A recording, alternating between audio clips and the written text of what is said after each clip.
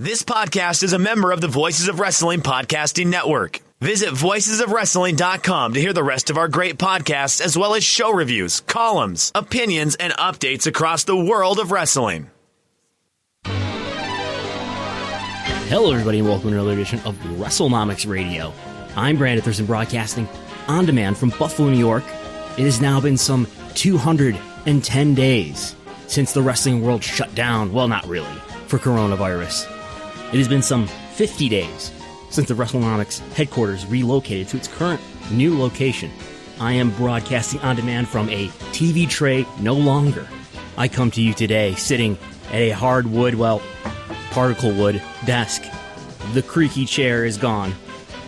See, I'm rocking in it right now. You probably can't even hear it. Upgrades are all around. I'm even now a subscriber to Microsoft 365. Oh, yes. Only the latest and greatest version of Excel will I use. The microphone I'm speaking into is hanging from a stand. It's plunging right through the sky in front of my face here at a comfortable angle. All this really due to the generous support of listeners like you. Listeners who are supporting right now at patreon.com/Wrestlenomics. You can contribute there if you haven't already. But that notwithstanding, you can do just about anything you want in the state of Florida these days. Erica Nardini, the CEO of Barstool Sports, has joined the WWE Board of Directors. What would happen if Andrew Yang became the Secretary of Labor? What would it mean for WWE and wrestling in general? There's extra content, WWE content on Fox. What will we do without content? Why is U.S. wrestling apparently so incredibly difficult for the people who have to produce it? All that today. But first,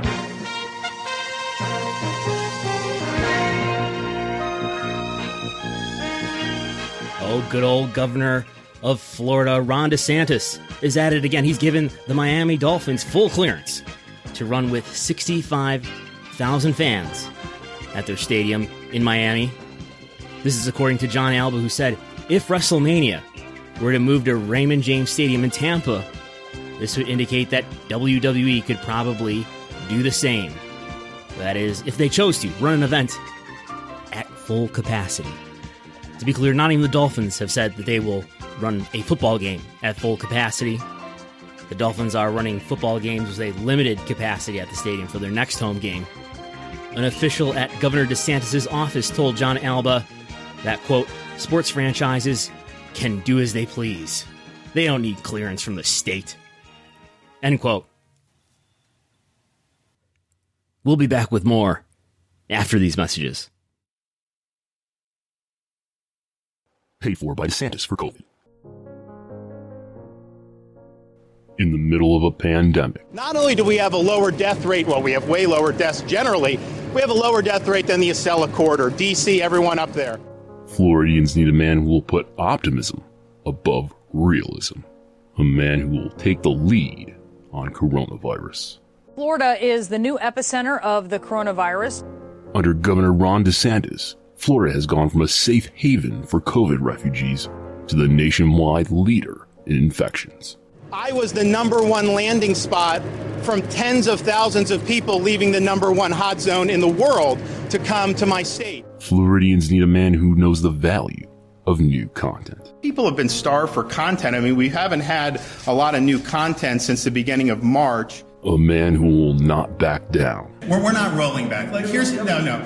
A man who will take on the bias of left-wing science. And part of the reason is that because you got a lot of people in your profession who waxed poetically for weeks and weeks about how Florida was going to be just like New York. Wait 2 weeks, Florida's going to be next. Just like Italy, wait 2 weeks. Well, hell, we're 8 weeks away from that, and it hasn't happened. A man who knows that pro wrestling is an essential service. So we've succeeded, and I think that people just don't want to recognize it because it challenges their narrative, it challenges their assumption. And a man who can cut one hell of a pro wrestling promo. So they got to try to find a boogeyman. Maybe it's that there are black helicopters circling the Department of Health. If you believe that, I got a bridge in Brooklyn I'd like to sell you. Nearly 5,000 Floridians have died from COVID, but we know, at the end of the day, you care about what affects you.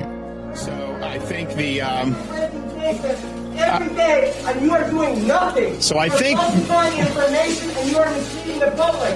Over 4,000 people have died, and you are blaming the protesters. You guys have no plan, and you're doing nothing. Shame on you. So at that time, when we had the... when we were here, we had a whole bunch of concerns about what would end up happening in the next few weeks and months. We had concerns about testing. We weren't able to even get tests. We weren't even able to get tests for all the people who needed them at the time. In fact,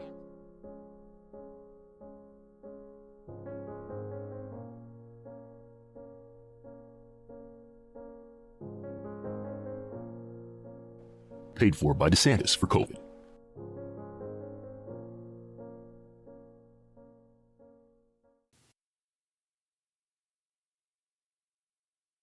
Well, I suppose this is something that might come up on October 29th, which is a Thursday, which is the next day that WWE will be doing its quarterly earnings report.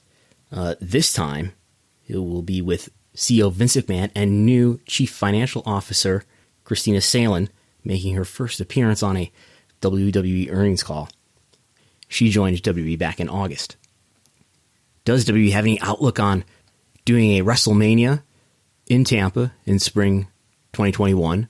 Does WWE have any designs or any updates to give on whether or not it's going to return to regular live events in any form anytime soon? Where they will be able to sell tickets once again?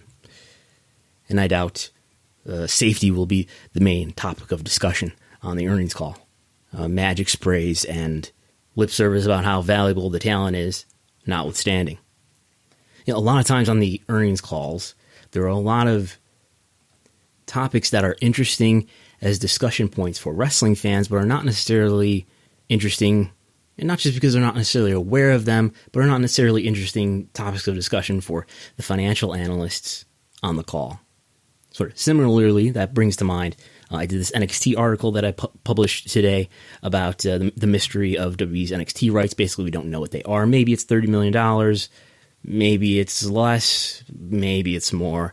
This is a big topic of discussion for wrestling fans, especially wrestling fans who are super into wrestling. They want to know some of the business aspects and want to discuss, the state of the competition between AEW and NXT, which run head-to-head on Wednesday night. They want to get some idea of what's the value, what's the compensation for NXT. That's an interesting question for a wrestling fan who wants to know what's the value, so what's the monetary value of the TV show that is this number 3 brand for WWE? What's the value of it? But the NXT piece of the revenue, especially if it's less than $50 million, which it almost certainly is not that interesting to financial analysts.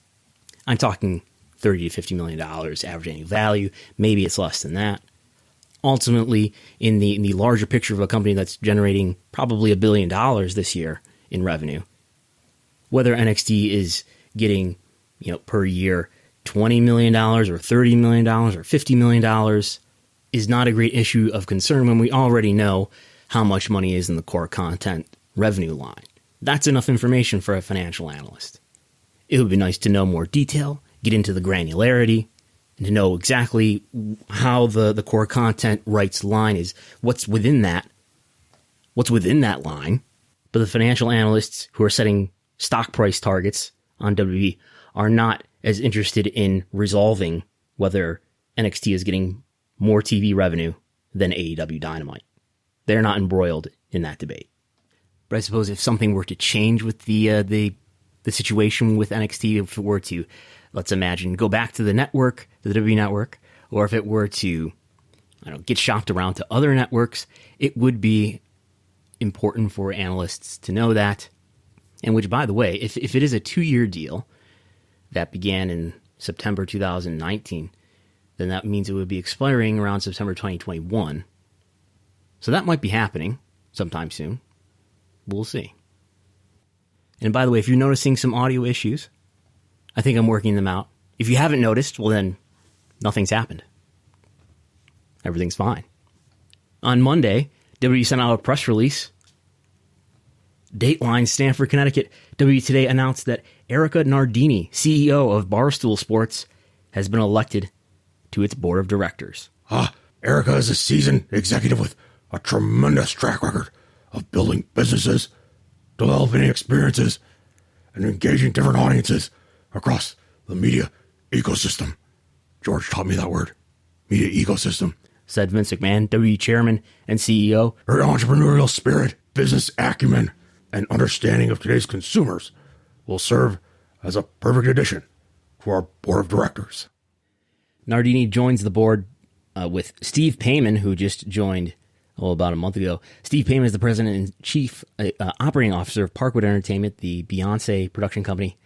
Others on the board of directors who are independent directors, meaning they are not full-time employees for WWE, include Alan M. Wexler, Manjit Singh, Robin W. Peterson, Laureen Ong, Stuart U. Goldfarb, Jeffrey Speed, and Frank A. Riddick III, the former interim CFO of WWE, along with corporate executive officers like Vincent K. McMahon, Paul Levesque, and Stephanie McMahon.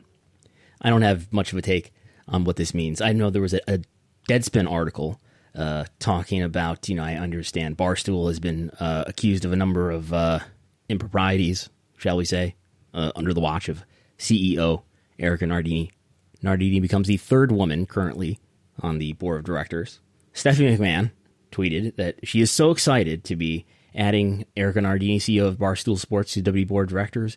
Erica's understanding of how to reach today's consumer, combined with her business savvy and unapologetic approach, make her a perfect fit for WWE. I am late to the Barstool controversy. Apparently, the Barstool founder, Dave Portnoy, shared some racist videos and racist jokes.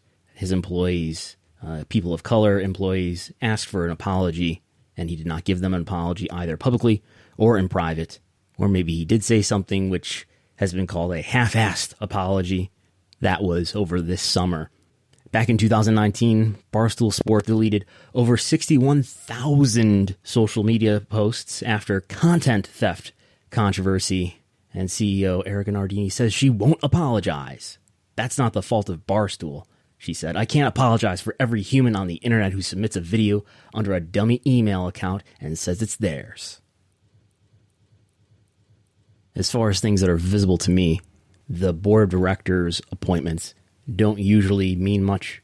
There are cases where a guy like Frank A. Riddick III becomes the interim CFO after the exit of George Barrios, but oftentimes members of the board of directors get appointed and leave without doing much of anything that's visible to me, other than doing certain stock movements and getting quarterly stock awards, which is part of their compensation and which they are given so that their interests are aligned. When they do their board of directors duties, they are investors.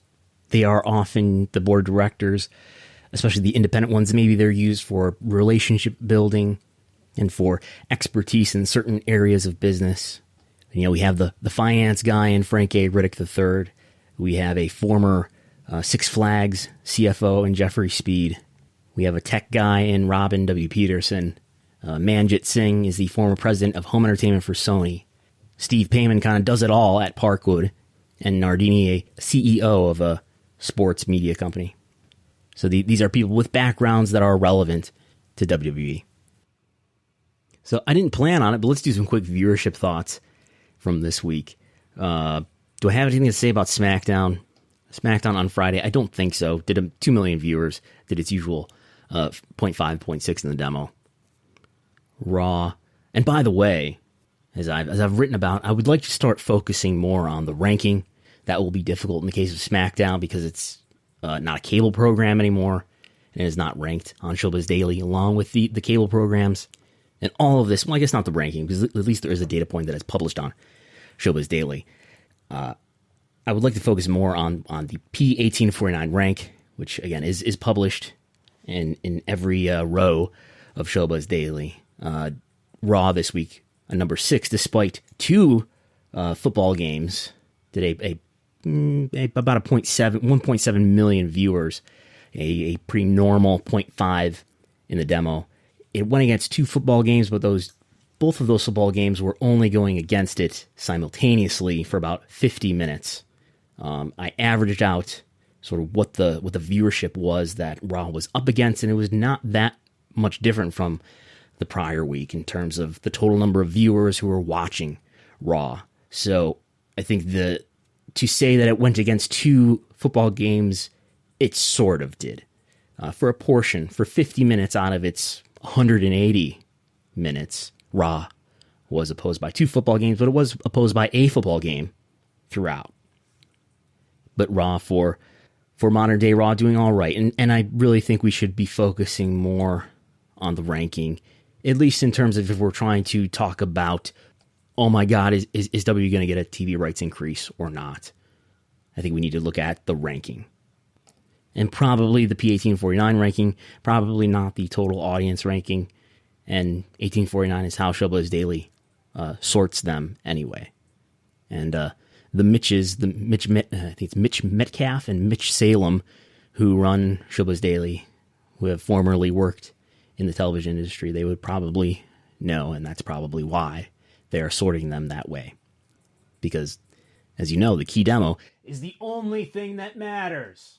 Or so it is said. But NXT and AEW going against the vice presidential debate, which was viewed by a much larger audience than the vice presidential debate 4 years prior, which I think means it was really up.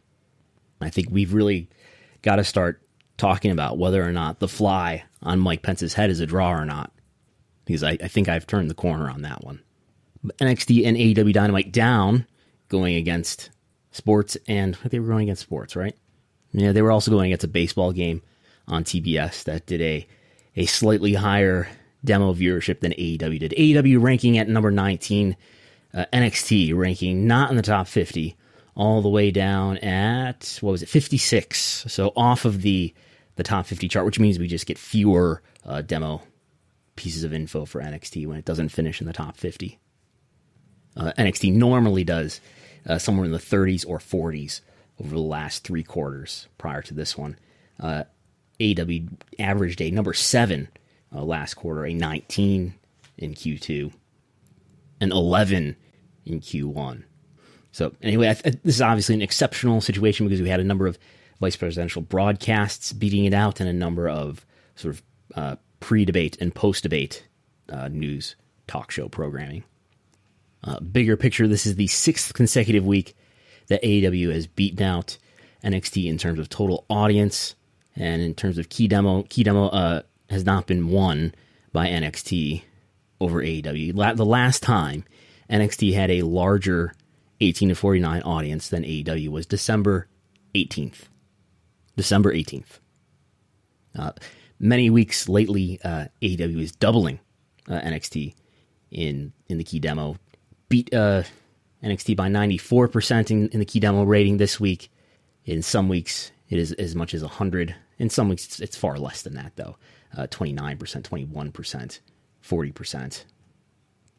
Actually, never mind. Those 20% leads that AEW had were in the weeks where they were not running head-to-head. To give you an idea of how much better NXT does with the key demo viewership when it's not opposed by AEW. But yeah, just a sample of other weeks where it was opposed. We're going back to August and July here. 80%, 67%, 100%, 107%.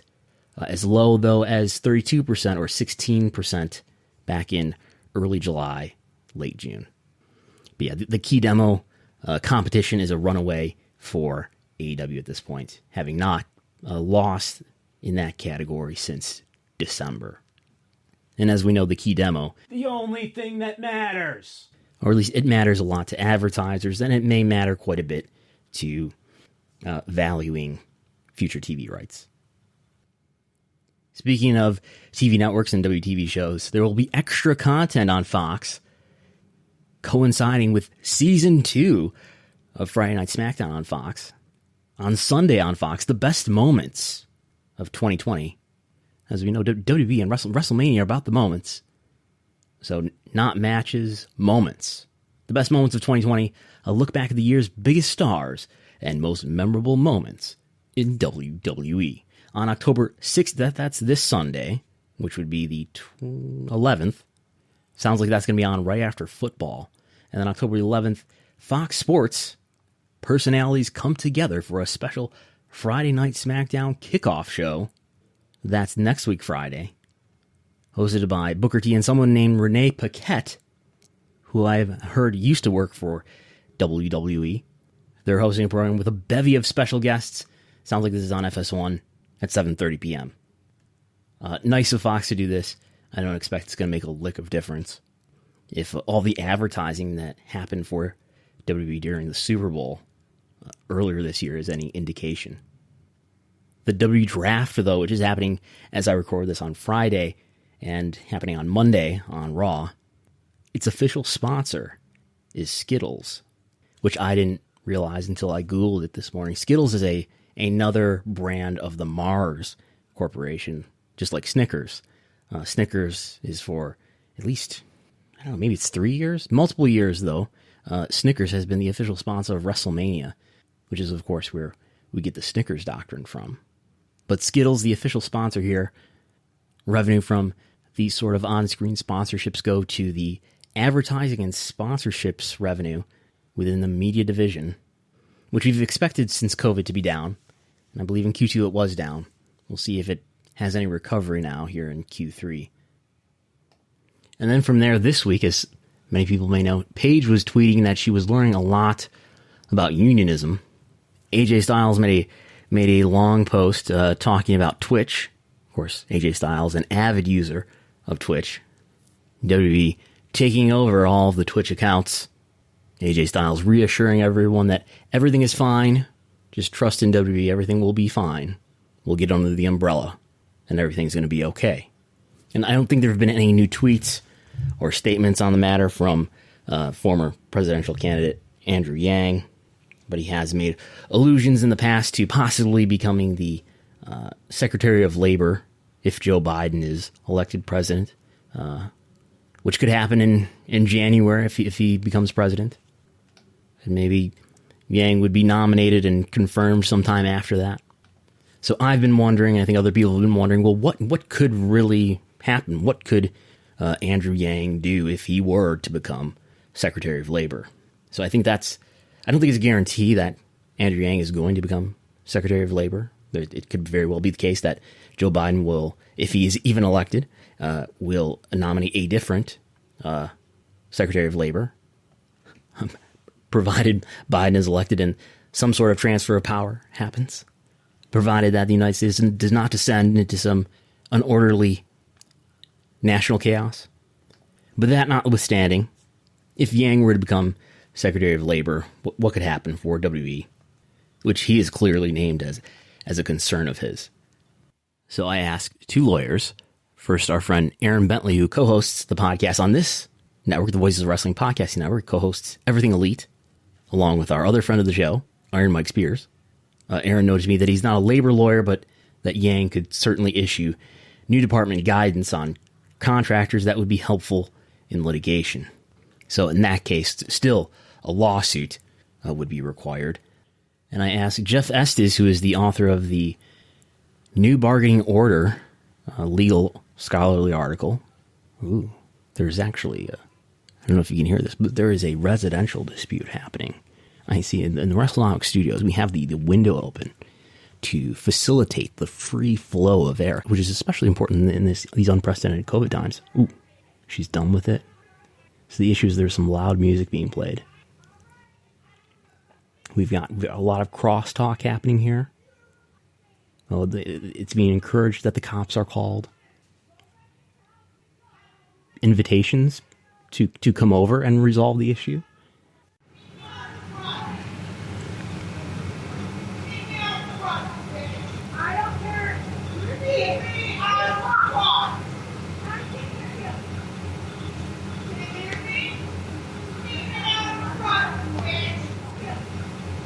Okay, and I've now been informed by another correspondent on the scene. There were some additional threats made. That much we can say right now. Now, obviously, we don't want to go into detail until we get additional confirmation on the specifics of what was said, but I can say that the fire department and the police department have showed up on the scene. Apparently, there was not only loud music involved, but there was also fire, a controlled fire, what some are calling a bonfire, which was apparently related to the dispute.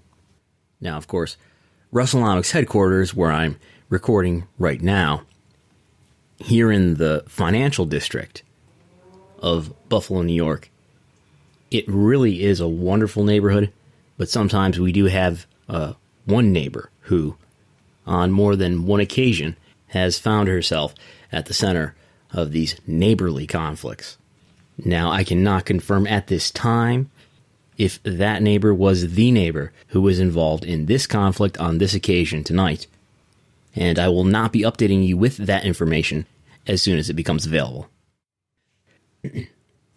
So I also asked Jeff Estes, who is the writer of the very interesting article called New Bargaining Order, which, as we've talked about before here, examines the issues around the independent contractor and employee issue as it relates to WWE, and discusses the possibility of unionization as well. So I asked Jeff about this issue. If Andrew Yang becomes Secretary of Labor, what effect might that actually have on WWE? And Jeff noted to me that there probably won't be any concrete effect unless Yang himself gets appointed to a position in the cabinet, such as Secretary of Labor. And that is something that could affect not just WWE, but other businesses that cut corners with employees. It does seem like Yang's profile has grown, and there are a lot of other politicians who are talking a lot more about universal basic income, which is an issue that he talked a lot about during his presidential campaign. Really the first one to bring the idea into the mainstream. It's interesting that Yang seems to actually be in contact with some WWE wrestlers after WWE has put out these directives to wrestlers to stop using platforms like Twitch and Cameo. That may be the first step to actually get employees to speak up and to discreetly recruit outside help. If there's actually a movement among WWE wrestlers, WWE would probably have to classify them as employees. And that's probably the case right now. You don't need Andrew Yang to be Secretary of Labor to do that. But as we've seen on a number of occasions where we've heard reports of many wrestlers being unhappy with a given situation, whether that be problems with COVID or whether that be the stranding of wrestlers in Riyadh in October last year, or on this occasion with the third-party video platforms. Nothing in the end does happen. And as I've discussed here before, the nature of WWE wrestlers, the ones with the most power being the most highly paid, everyone on the main roster anyway being very well paid, even after all the travel expenses and personal expenses that they have to bear. And given the competitive nature among wrestlers, I think it makes it difficult in this environment for those wrestlers to band together. Now that said, we have definitely entered an era in wrestling where WWE's power in the business has diminished in terms of the influence that it has over wrestlers, simply due to the increase in the number of options that wrestlers have beyond WWE to make a living as a wrestler. And I think as time goes on, and this is not going to be a short time, but over the matter of years or decades, as we get an additional generation of wrestlers who have lived through a time where WWE is still the biggest promotion by far in the world, but is not the only promotion on the radar. And it is less the prospective wrestler's all-encompassing dream to be in WWE and to main event WrestleMania, the less that is the idealized only option, and the extent to which alternative workplaces to be a pro wrestler at continue to exist, or maybe even increase in number. The absolute control and influence that WWE will just politically be able to have over its wrestlers, and to deter something like unionization or even other methods of improving workers' benefits. The less of a deterrent there will be to improve those conditions, and the more likely it will be that something is done about it. But we'll see. The large issue for WWE as a company, in terms of from an investor perspective, or even from the perspective of a potential acquirer of WWE, is that employee independent contractor issue, the misclassification issue, is a hidden liability within the company. You know, it is the difference between, many millions in profit each year that would go to the cost of having all of these wrestlers be employees instead of independent contractors. Now, it could just be the fact that if such a scenario were to happen where they converted everybody to employees rather than independent contractors, that they would just have fewer wrestlers within their company, and they wouldn't have to pay the expense related to benefits and travel expenses and things of that nature. You know, they don't have to have the 250 to 300 wrestlers that they have in our contract currently. Nonetheless, when you've got a company who last year made over $70 million in net income, the year before that $99.6 million in net income, some of that net income, maybe 10 or 20 million of it, would go away if the same wrestlers were employees rather than independent contractors. So if you're, not that Vince McMahon is ever going to sell WWE in his lifetime, but if you're valuing the company and you're thinking about buying WWE, this company may not be as profitable as it seems. If you have to inherit this liability of maybe someday, it seems inevitable, having to convert all of the independent contractors to employees. Or not all the independent contractors, but the wrestlers from independent contractors to employees. Or at least a great number of them.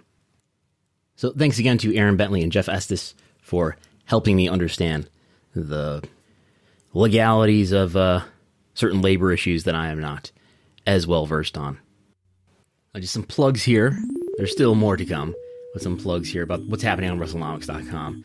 On Sunday, the WrestleNomics Pro Wrestling Company Metrics Q3 2020 report that was put out. It's a 29-page report full of tables and charts and graphs.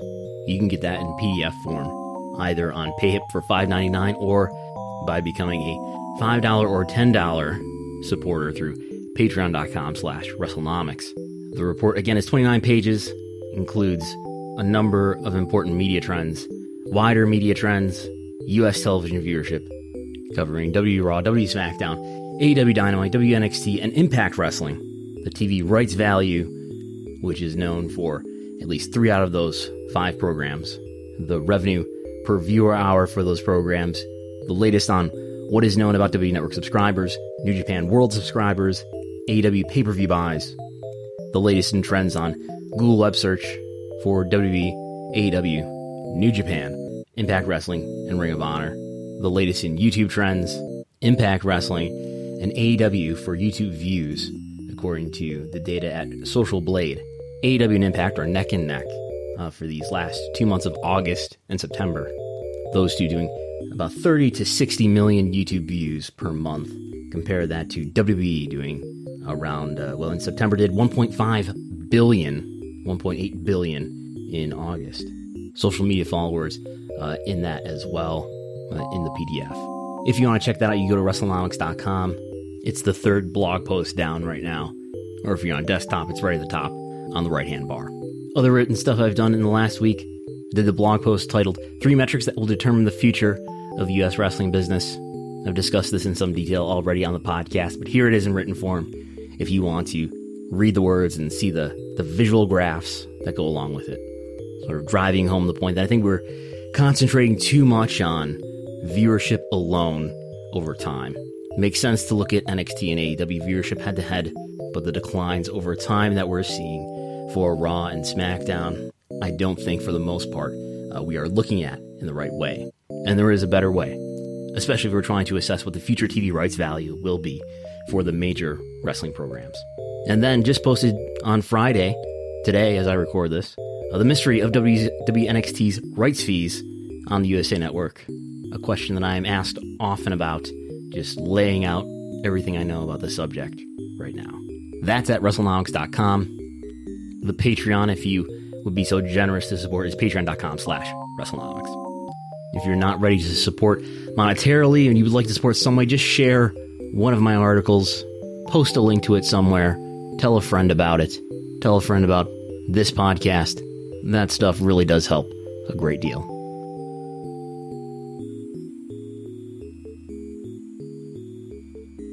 All right, so now we're late into the show. We can get into the deep thoughts.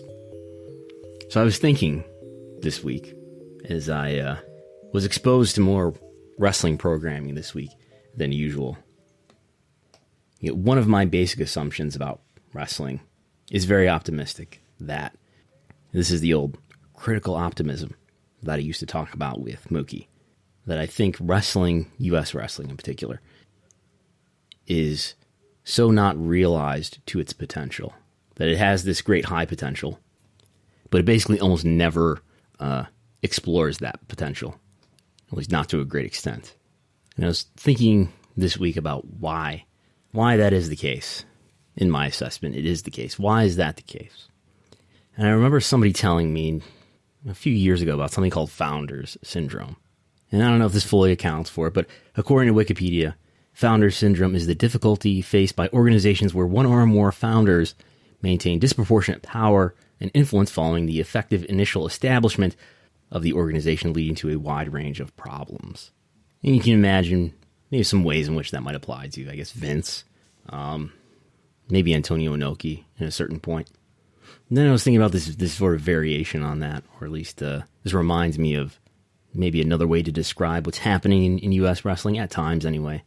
This principle where the height of your economic power or political influence in the wrestling industry coincides with the decline in your savvy for the industry, your understanding of the industry. This would be the idea that it takes a long time to achieve a certain amount of influence and power, and sort of the more powerful you become within wrestling, the looser your grip on what's really effective business-wise in the industry, the looser that grip becomes.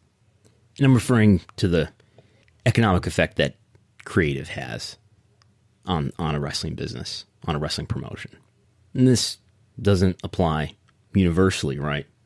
I don't think it applies to Giant Baba. Baba's peak creatively and economically, his peak as a booker was in the last few years of his life, right? His most successful period as a promoter and as a booker was probably the early to mid-90s. And I think there is a decline going into the late 90s for All Japan Pro Wrestling. Maybe that's what happened, and great podcast, by the way, by W.H. Park and Hisami, talking about, this is on Post Wrestling, talking about the life and career of Mitsuharu Misawa. In fact, I guess you could say this about Misawa towards the end of his life, although he died at a relatively young age in terms of the decline of Noah in the last years of his life. But, sort of better examples of this. Again, the sort of the height of the increase of your economic / political wrestling power, and the inverse relationship of your effectiveness in terms of being a creative mind. This does seem to apply to Vince in the present, to Antonio Inoki in the early 2000s in New Japan Pro Wrestling. And it sounds like Founders Syndrome as well in his case. He created himself as this great martial arts fighter as a pro wrestler in the 70s, and then he thought that in the early 2000s that pro wrestling now had to transcend onto being more like the MMA, which had become much more popular than pro wrestling at the time. And so he had to usher Yuji Nagata into massacres from the likes of Mirko Krokop and Fedor Emelianenko. Bill Watts, a revered booker in the 80s, in 1992 and 93, gets more power than ever, becomes president of WCW, and while there's some good stuff during that period, so the executive summary of that period in his career is that he was not in touch with what was going on in wrestling at that time. Vince Russo, come to think of it, would be a great example. For whatever you want to say about Vince Russo being, how much did he really contribute to the upswing in WF business? Was it really him, or was it Vince McMahon filtering out his ideas? His peak in understanding the business certainly did not follow as he gained power following 1999. Cornette probably as well, as he came into power in Ring of Honor. And certainly now he's falling apart completely. That's nothing more than anyway. And here's the thing is, I want to go through a bunch of issues that I see with pro wrestling to the extent that it affects the economics of pro wrestling. And I find myself a little bit self-conscious because, and I barely even I'm reluctant to talk about this because I think it's terrible to give him oxygen about whatever he's doing. But the sort of bad case, the out-of-touch case that Cornette has made for what's wrong with wrestling. In some ways, it is directionally correct. But then he takes it to absurd and sometimes hateful extremes that are not only bigoted but have no validity in the face of modern economic wrestling trends. But anyway, in a sense, he has ruined a certain sort of what would otherwise be a valid approach to critiquing wrestling. By that I mean things like, hey, they're doing too much of this or that in a given situation. I think that sort of critique can be superficially read as, man, this sounds like something Cornette would say, and it can be dismissed. At least it's the effectiveness of the critique can be, dismissed and rendered useless based on the resemblance to the economically irrelevant, hateful and bigoted expressions of Jim Cornette. So with that out of the way, and maybe none of what I'm about to say will sound related to any of that I just said at all, but anyway, why is U.S. wrestling so hard? And I think there are a multitude of reasons, but let's take one issue that I think most people listening will find easy to think about. We think about take WWE and AEW sort of as a dichotomy of this issue, the issue of creative freedom. In WWE, it's pretty clear that there isn't enough creative freedom, and wrestlers who have left WWE, a number of them, have said as much. Promos, matches, other aspects are highly controlled. Much of what is said on screen is scripted, commentary notwithstanding, but the language that the commentators are to use is highly controlled. It's one reason among many that it's so difficult in WWE to get very over. Wrestlers don't sound like humans. Storylines don't develop organically. I'm not going to go into great detail about that. You have other podcasts that will. And the emergence of AEW is in many ways a response to WWE. I think AEW is in many ways a response to WWE in general. As I've said before here, and probably have written, there is no AEW without the opportunity WWE has created for AEW to exist. The disenfranchisement of fans and of talent that WWE has created is necessary, is one of multiple necessary conditions for the AEW business opportunity to be viable. So AEW is a response to WWE in that way, and it is also a response in at least one other way in terms of the freedom that it offers its talent in contrast to WWE. And in some ways, it overcorrects for that problem. I think the creative freedom that Cody has been given has been used very well. I'm not so sure about the creative freedom that others have been given. The Young Bucks, maybe Omega, but beyond the executive vice presidents, at least in the first few weeks of his appearances on AEW, Miro, the former Rusev, seems to be exploring a creative freedom that is no less than what was happening with him in WWE, not maximizing the economic potential of his abilities. Again, this is not the podcast where I'm going to pick apart segments, but I point out those examples as impressions of a wider trend in wrestling, a wider phenomenon that I think is pretty common, that there is this difficult balance that is probably not thought about enough, if at all, in these terms, that there's this balance that has to be managed between giving the right talent enough freedom and giving the right talent enough direction. Some wrestlers have good ideas, and some wrestlers have bad ideas, including wrestlers who are otherwise tremendous performers. And on top of all that, you've got to manage morale and people's egos, which are compounded with the creative freedom that you give them or the lack of it. So creative freedom is just one example of why it's so hard to do pro wrestling well, especially in the U.S. for some reason. And maybe that's a good entry point because it leads to other reasons. As I said, the freedom that you give people and the amount of direction that you instill on people may affect morale. And if this were some other sport, some legitimate sport with a final score at the end of the game, all of these creative strategic ideas would be validated or invalidated by the wins and the losses or the other real easy to find statistics. But we have no such legitimate wins and losses, and we have very limited and ambiguous statistics, many of which we try to handle on this program. But it's very often hard to extract the reasons why the numbers are what they are. So you've got to manage the at times fragile morale of wrestlers. Maybe wrestlers even over-index in their emotional fragility, their ego sensitivity, maybe. Not me, though, of course. I'm fine, as long as you book me perfectly. So there are all the human problems. You can have other human problems like injuries and other uncontrolled events that interrupt your long-term plans, if you even make them. But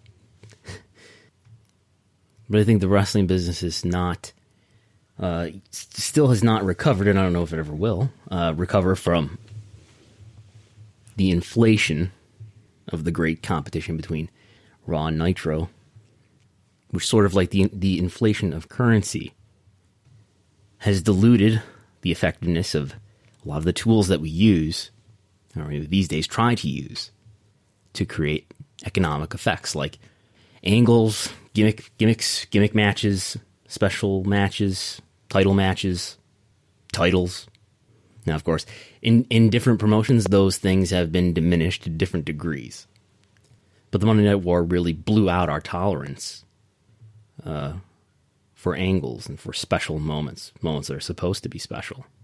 And now we have a whole generation of wrestling fans, and we'll continue to have more of them, or a greater portion of them, who have only experienced wrestling, at least in real time, in this era, where that degree of what we might call angle dilution has just become the fabric of U.S. pro wrestling. The war ended in 2001. Until last year, between 2001 and 2018, W had no real strong competitor. Impact kind of came close. But despite there being no more war, we still kept around all the habits of the war. It's sort of like we said, this is a special time of war, and we need extraordinary things like enhanced interrogation. And now, even though the war is over, we still need the enhanced interrogation and wiretapping. Despite the wrestling war in 2001 ending, the rate at which we do angles and the number of weekly hours of core content with star versus star in every match hasn't diminished. All of these tools, these angles and gimmicks, have become part of the fabric of wrestling rather than being an outstanding and meaning-making thing.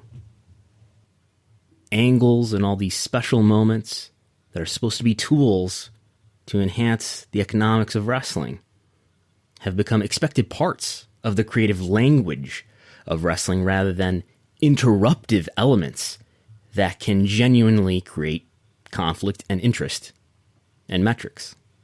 All of these special things have become expected rather than interruptive. They need to be interruptive to be effective, to be actually unusual, and therefore meaningful. But these devices, these angles and stip matches, by being overused, have been hollowed out of their meaning. And that's one reason why we now just sort of go through the motions of conflict, rather than actually creating and resolving conflict. I don't know if this is what people mean when they say this phrase, but to me, that's what playing wrestler looks like. Is that and this manifests in all sorts of ways, but we're just doing the thing that has come to be expected in wrestling. One point that I hear raised a lot is, this babyface turned heel, and now all of a sudden this heel is just doing all these dastardly things that have no development behind them other than they just switched from the babyface team to the heel team. And let's pause right here for a second, because what I'm not advocating here is that wrestling needs to be, creatively or aesthetically or artistically better.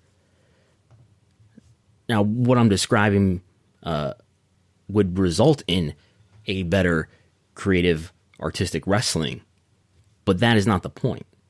the more, genuine and authentic development of emotions and personalities and conflict has a economic consequence that, at least for the moment, I am more concerned with for the purposes of a podcast called Wrestlenomics. Now, there are other things at play here in terms of watering down and diluting the meaningfulness of angles.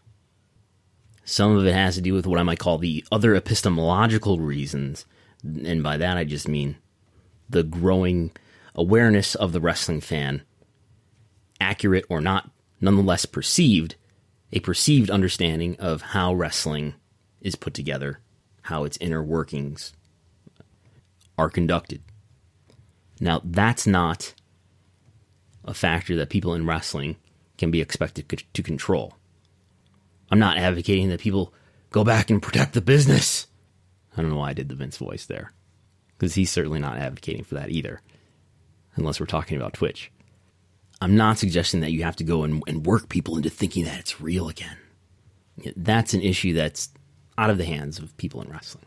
That idea of making people think that something is real opens itself up to a whole other set of problems that I'm not going to try to get into tonight. And despite that issue, nonetheless, at many times in U.S. wrestling even, there's been great success at getting wrestling fans who are very aware that it's predetermined and how it works. There have been many occasions of U.S. wrestling fans getting tremendously invested in wrestling, despite those facts and that knowledge.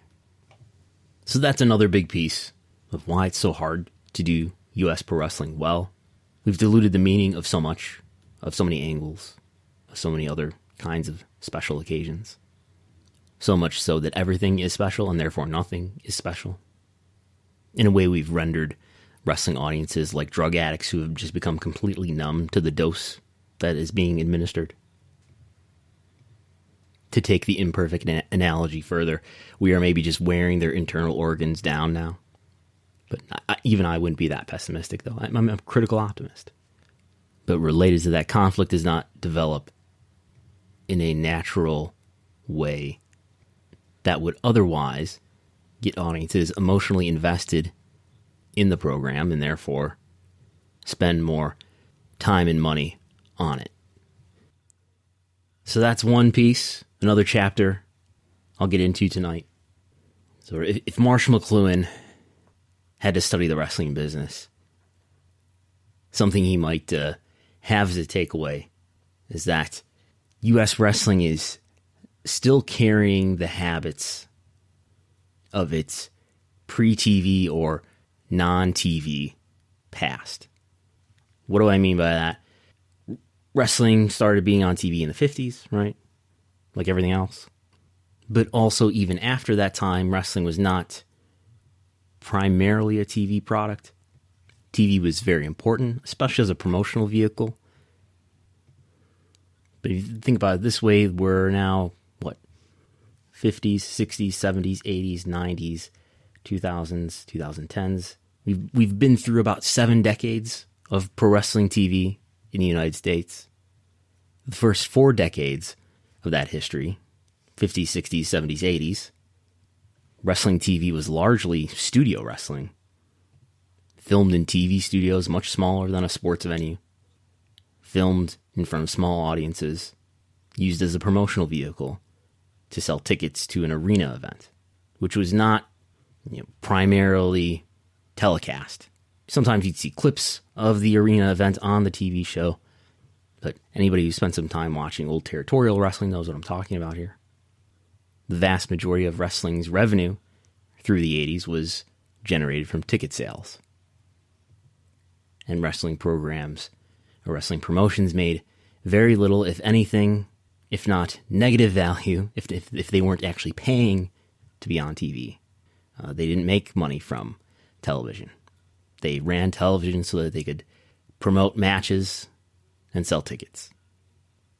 Now, I would theorize that this model, where the arena event is the most important thing, and of course this approach would predate, there's no reason why this approach wouldn't predate TV, what I'm about to say here.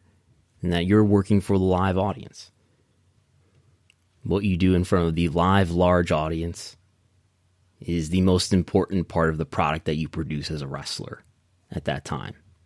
So what does this mean? Maybe this meant that wrestlers were taught or encouraged to do a lot of pantomime, exaggerated expressions, what looks to me like now overacting. I know I personally was taught, and this is not necessarily a bad thing to teach people, but I was taught, phrases like, you got to work for people sitting up in the nosebleeds, which actually for an indie wrestler doesn't make much sense. But basically it was instilled in me that the audience isn't going to notice what you're doing, so you have to make it really noticeable. And while in some ways that may be good advice, I don't think that is as relevant when wrestling is now primarily a TV product or a media product. Now at a moment where there are several cameras filming your match, or you're working in an indie event in a venue no bigger than a banquet hall. Now, true, on the highest level in WWE or AEW in pre-COVID times, you're still working sports venues with thousands of people in attendance very far away. But those people who are the furthest from you in physical space make up a very small minority of the audience. When in the case of WWE or AEW, you've got, in the case of Raw and SmackDown, you've got about 2 million people watching you live. In the case of AEW, just under 1 million. Maybe over 1 million when it comes to DVR. But yet we are still teaching people to pantomime and overact for people who are, for, a few hundred people who are, hundreds of feet away, or whatever the measurement is. And in fact, here we sit in COVID times where such a style could not be more irrelevant, where you're wrestling in front of zero or very, very few live fans. Whereas before, pre-COVID, let's say you're wrestling, audience on Raw, let's do 1.8 million people are watching Raw. There's, say, 6,000 people in the arena. That's 1.8 million. That's 1,806,000. So, 6,000 divided by 108,600. That's, what is this? 0.3%? 0.3% of the people are there live who are watching your match. To now where that's even smaller than that in COVID. We're basically talking about the percentage of people who are watching your match is 100%. They're watching on TV with all of these cameras doing whatever it is that they're supposed to do. In the case of WWE, they're shaking the camera and shit. But anyway, that's a separate issue. Let's not get tangential here. So, what am I saying? We're still wrestling an arena style for a TV audience. We're still teaching people to wrestle an arena style for a TV audience. We're still teaching people to wrestle as if this is still a live event business primarily and not a media business primarily. And I think this is why, just seeing some of the wrestling that I saw on television this week, it felt deeply imitative and derivative. At times it felt like the performers were imitating the idea of wrestling in the way that every expression and bit of body language has to be so overacted. And come to think of it, in Japanese wrestling, that quality is not as pronounced. I wonder if part of the reason is because Japanese wrestling never existed. It didn't really, Rikidozan didn't really exist pre-TV. There was only really a Japanese wrestling business after TV. And Japan lacks as long and as deep of a arena wrestling style legacy. Maybe. But I think we have not in the U.S. adapted our wrestling style for the ways in which the revenues of the business has changed. As somebody who spent a lot of time studying the economics, the revenues and the expenses of wrestling, I can tell you, you cannot run a live event with the production values that you see on television in pre-COVID in a major sporting venue, you cannot run those venues with the production values that you see and make those events profitable with ticket revenue alone. Events of that scale and that quality can only be profitable if there is revenue from media of some form, whether that be in the form of TV rights fees, whether that be in the form of pay-per-view, or maybe in the form of some sort of streaming service. There are other issues, of course, but there's just some of the ways that I think we have not in wrestling been reflective enough.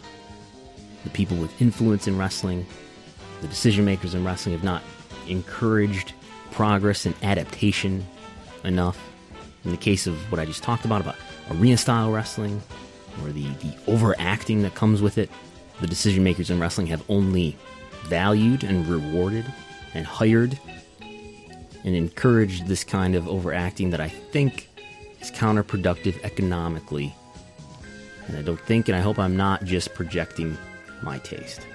I think wrestling would be more economically successful if, among a large package of other things, there was not quite so much over-exaggerating, perhaps what the Variety survey called cartoonish qualities in wrestling.